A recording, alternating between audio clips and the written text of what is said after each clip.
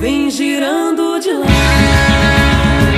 vem girando de lá, vem dançando na roda, umas voltas sem me dar. Vem girando de lá, vem girando de lá, vem dançando na roda, umas voltas sem me dar.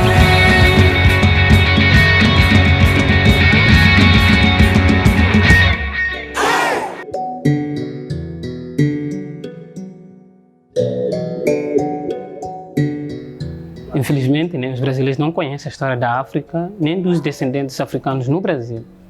O currículo brasileiro é um currículo marcadamente eurocêntrico, ou seja, é um currículo que privilegia a história europeia, em detrimento da história dos africanos.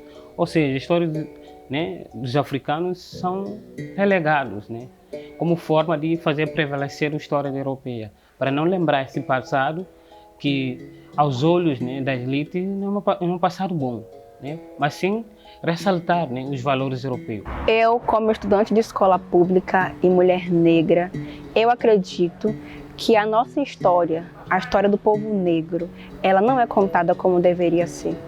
Ela é sempre narrada por pessoas brancas e por pessoas que nunca passaram por aquilo que nós negros passamos. Há uma história única que é socializada, que é transmitida de geração a geração, que mantém pessoas brancas, europeias e estadunidenses numa condição de poder, dentro de uma lógica imperialista de que eles são o centro do mundo, são a grande referência do mundo, são o velho mundo, são a origem e o destino de todo mundo.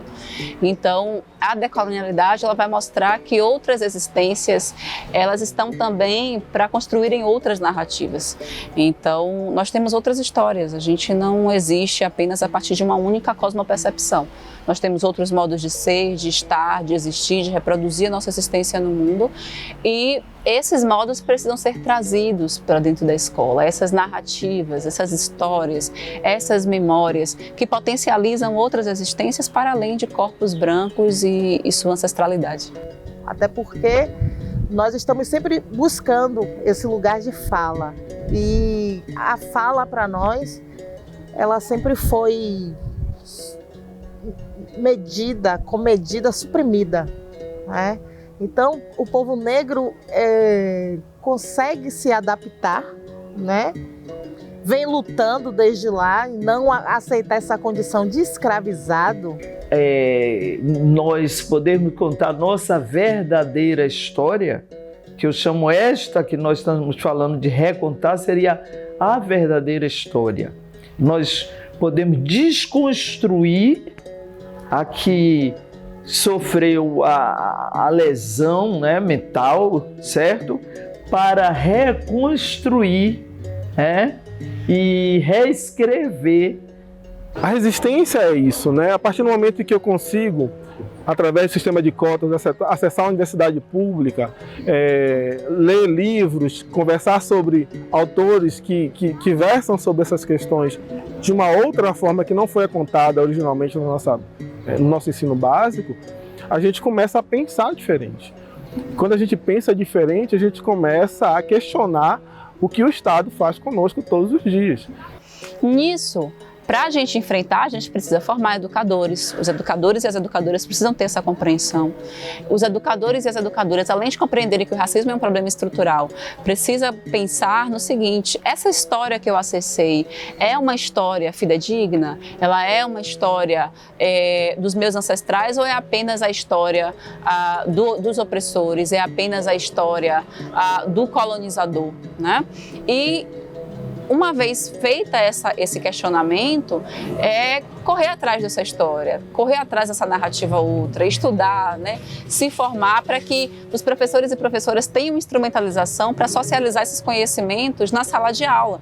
Então, é levar conhecimentos que potencializem vidas pretas, pessoas indígenas, mostrando que esses sujeitos também têm memória positivada ancestralmente, Fazendo esse link com a independência da Bahia, nós vamos encontrar um batalhão, ou seja, um exército todo, negros, índios, lutando por um Brasil que independente, por uma liberdade. E esse povo negro, povo indígena, se uniram para isso. Temos como ícones o caboclo e a cabocla, que é exatamente esta mistura desse povo. Aí acontece no 2 de julho, que nós chamamos de Batalha Sangrenta, porque, olha que interessante, o povo se une e briga com pessoas armadas, muito bem armadas e muito mal intencionadas. Porém, na hora da valorização histórica, dá uma sensação que não houve batalha, não houve guerra. Principalmente se partir para o quadro do Ipiranga, você vai entender que estava todo mundo muito engomadinho, muito bonitinho e tal. Mas se você parte para esse movimento popular, e quando nós lembramos que chega nos livros de história do Brasil e não encontramos figuras interessantes como Maria Filipa, que veja o grau de intuição, que tipo, não tenho arma, não tenho nada, mas posso contribuir para expulsar esses invasores daqui da terra. Esse é um dos motivos que nós precisamos contar nossa história para a gente se ver, para a gente se amar, para uma autoestima e para poder contar também para nossos netos que nós somos capazes de ganhar uma batalha.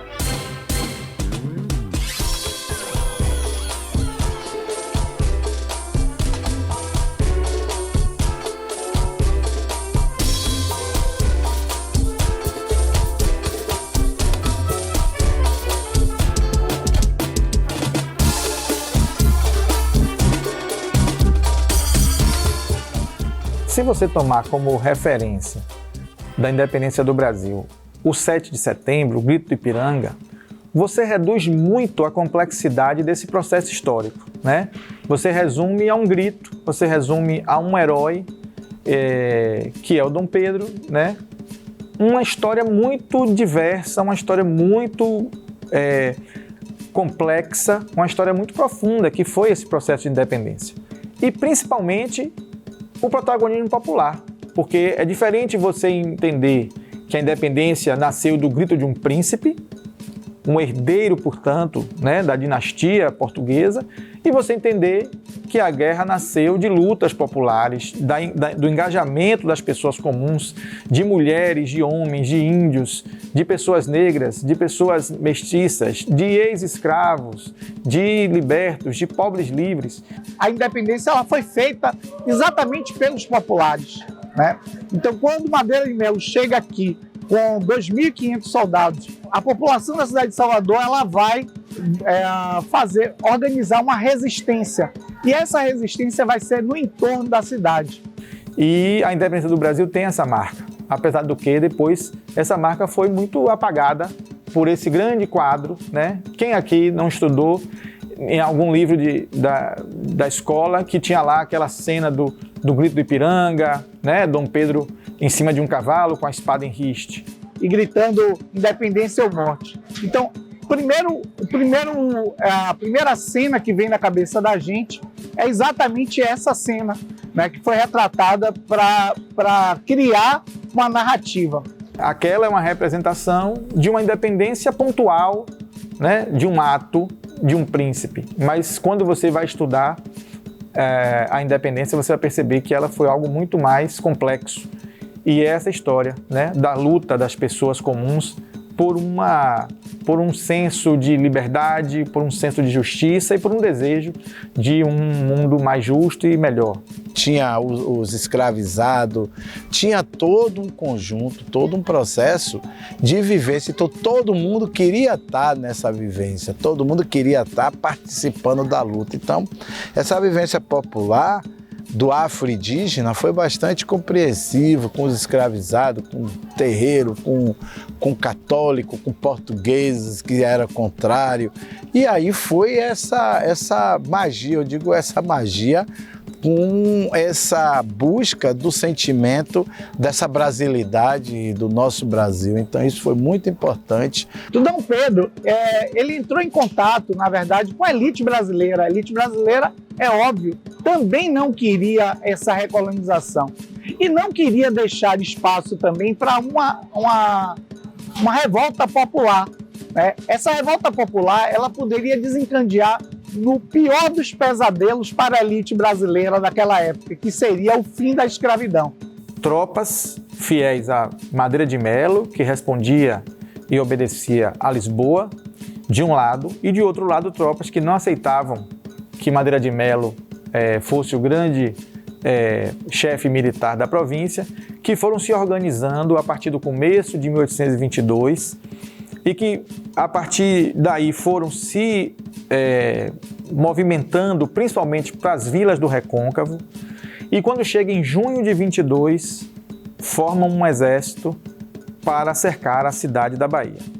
Então, fundamentalmente, esses dois lados queriam respostas diferentes para aquela crise que se estabelecia. As tropas fiéis a Madeira de Melo respondiam a Lisboa, e as outras tropas que foram se arregimentando, a maioria dessas pessoas baianas de nascimento, foram se organizando e fizeram dois movimentos. Primeiro, criaram um governo rebelde na vila de Cachoeira, que hoje é a cidade da Cachoeira, e segundo, mandaram emissários para dialogar com Dom Pedro, que estava no Rio de Janeiro, para que isso se transformasse de alguma forma de uma guerra de outras partes também do Brasil. Cachoeira foi a primeira capital brasileira da Bahia, porque Salvador, a cidade da Bahia, continuava uma capital portuguesa, ela continuava respondendo a Lisboa. Então, quando se formou em Cachoeira um governo rebelde, esse governo rebelde era um governo que fez relação com a capital do então agora Império do Brasil e, portanto, Cachoeira se transformou numa capital brasileira antes de Salvador vir a ser depois do fim da guerra. Primeiro, geograficamente, ela já é bem localizada, porque a cidade ela foi interponto comercial por um grande período. Então, ela que, na verdade, abastecia a cidade do Salvador. Então, por esse aspecto, a gente já vê a geografia da cidade nesse recôncavo. Mas há uma movimentação justamente com a nomeação do brigadeiro Madeira de Melo. Então, aqui em Cachoeira se organizou um governo, todas as vilas da Bahia mandaram seus representantes, arrecadou-se dinheiro, formou-se um exército que cercou a cidade da Bahia e, portanto, Cachoeira estabeleceu essa importância de ser uma capital rebelde e de ser a primeira capital brasileira da Bahia. Foram duas coisas que marcam. A primeira, a prisão de um capelão, quando ele sai daqui, faz a gazarra, vai sair pelas ruas, direcionando as suas baionetas, e ali ele se dispõe com um freio, um capelão, e aí prende esse capelão, depois solta, depois diz que vai xingando, vai buscando, mas o que leva é uma buchada de canhão que pega em um agente popular, que é um tambor, que na verdade o batalhão, os patriotas da gente, não saudou ou puxou com a corneta, foi um bombo, um torro de um bombo, bum, por isso é tambor Solidade. E aí esse rapaz é atingido em praça pública e isso trouxe essa forma, né, de manifestativa, emocional, que o povo ficou, né, com a loucura aí, querendo, já tinha um sentimento da nossa independência e com isso florou mais e aí levou essa condição de todos virem em direção à canoeira que foi rendida aqui no porto da cidade de Cachoeira e que começa, na verdade, toda a movimentação de guerra, mas sai daqui reunido com todos os outros patriotas, com todas aquelas pessoas que lutaram pela independência e se deslacham lá na cidade de Salvador. Vindo de Cachoeira, as tropas baianas deram continuidade às lutas de independência aqui em Salvador. E aí a participação popular ela foi fundamental. Os portugueses eles passavam pela cidade tocando terror, assustando, atirando para cima, atirando para o alto, E aí, no dia 17 de fevereiro, né, nós vamos ter tiros sendo disparados do Forte de São Pedro. E esses tiros do Forte de São Pedro ligaram um alerta nas tropas portuguesas que se deslocaram para lá, né? E aí eles se deslocam para lá e tentam tomar o Forte de São Pedro.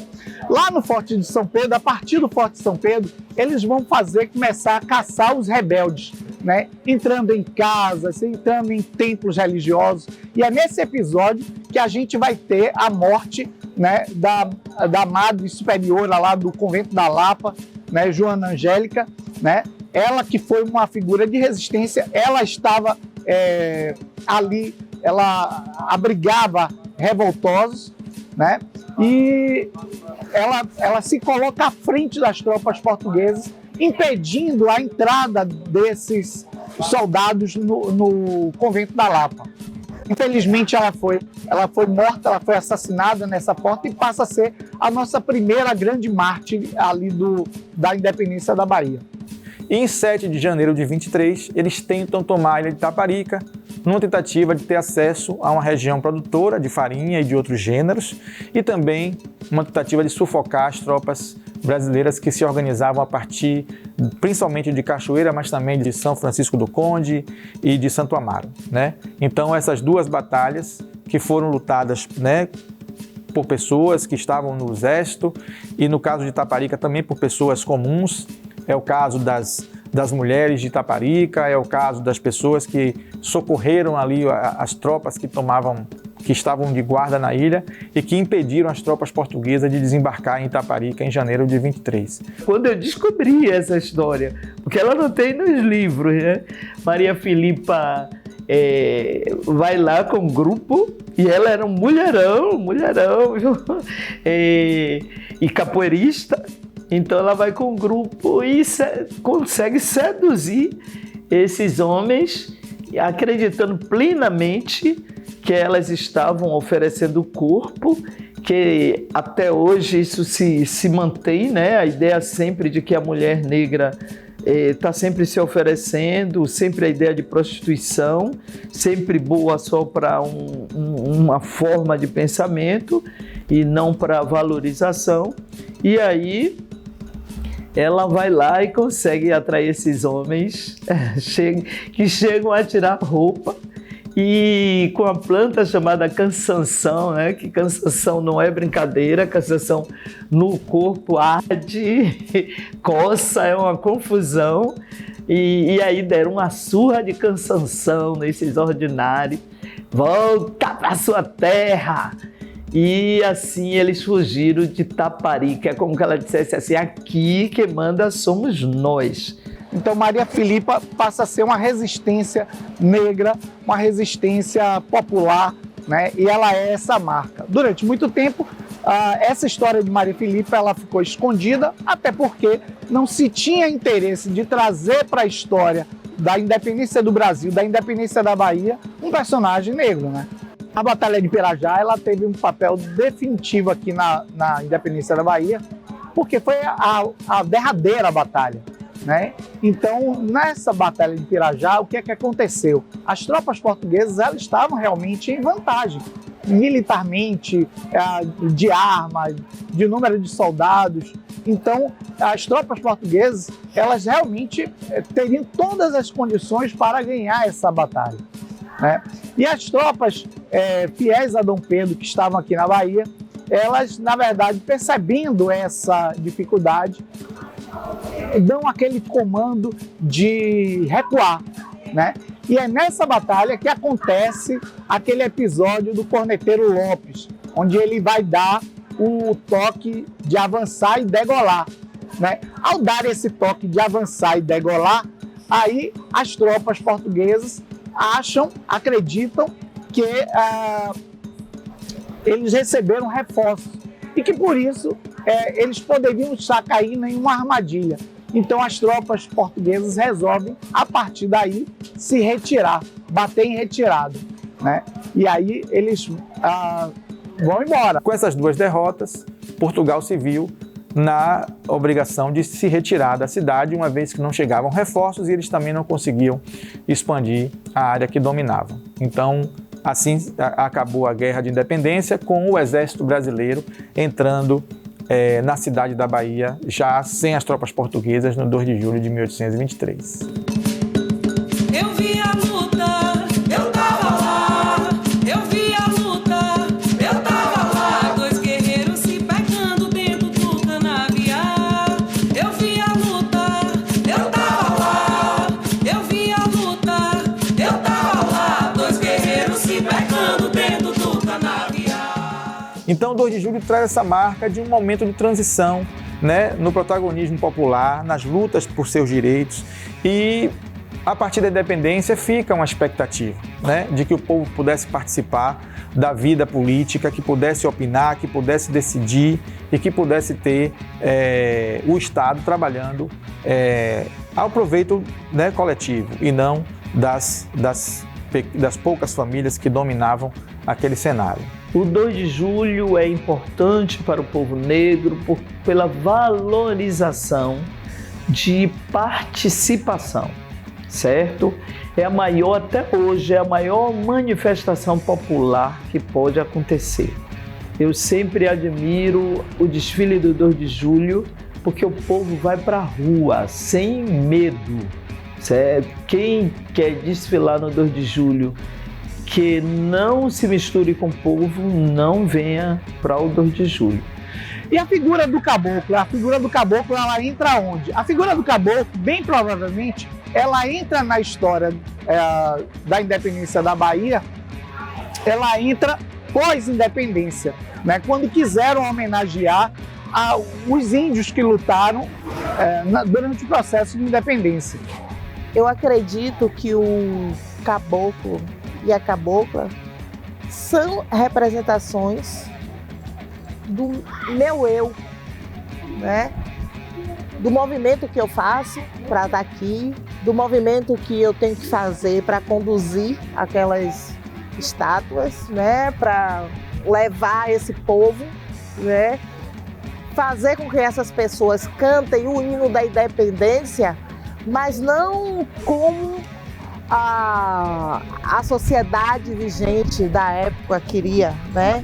Enaltecer esse processo da independência, como que o processo de independência foi algo das elites. Esse desfile de caboclo e de cabocla é também um elemento muito importante das festas de independência.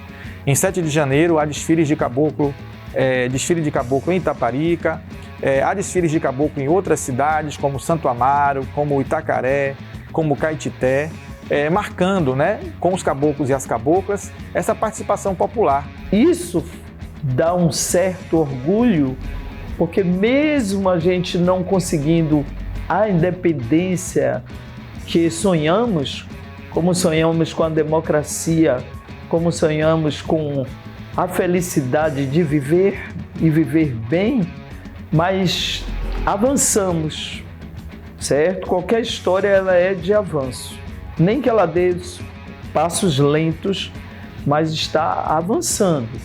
Então, recontar a história na perspectiva de movimento negro, né, é isso, é você primeiro fazer uma viagem por um caminho paralelo ao que foi contado, buscar outras referências, compreender de uma outra forma toda a sua história passada e aí reivindicar esse novo recontar, né? Inclusive se ressignificar, né? Eu como homem negro, eu chego a Preto Rico exatamente nesse processo. Eu não sei quem eu sou até eu acessar a universidade e começar a ler esses autores e essas autoras que não estavam à minha disposição. Eu vejo que o movimento antirracista é um movimento que não tem como retroceder, sabe? Assim, eu acho que porque tem a ver com um grau de conscientização que ele não volta. Na medida que a gente vai compreendendo, na medida que a gente vai retirando as escamas dos olhos, que a gente vai entendendo que a gente está numa sociedade que é repleta de problemas e que esses problemas sociais são estruturados a partir do marcador racial, a gente vai entendendo certas estruturas organizacionais dessa sociedade e a gente vai se organizando para reverter esse mal, né? Então, seja em qual espaço social você estiver, você vai atuar a partir de um processo de denúncia, de um processo de reversão. Quando vem esta oportunidade de estar aqui falando de uma história que sobreviveu, porque eu sou uma história viva, né, da cultura, então somos sobreviventes, sim. Só que não queremos mais sobreviver, queremos viver. E quando queremos viver, nós buscamos esse passado para entender que quando eu olho para trás, eu estou andando para frente. Nós sabemos e nos orgulhamos, sim, do 2 de julho, porque ele tem obrigatoriamente que valorizar o indígena e o povo preto. Então, isso tudo são histórias que não podem ser esquecidas aqui na nossa consciência. Mesmo que os livros não contem, mesmo que a mídia não fale, mas nós repetimos todos os anos a mesma história para nunca ser esquecida. E essa valorização do povo negro, ela aparece na rua pela uma questão de pertencimento, de amor à pátria, sim, porque tudo que tem um resultado pós-luta é resultado de vitória. Então, a participação do povo negro, do povo indígena, é muito importante para o 2 de julho, porque o resultado foi nosso.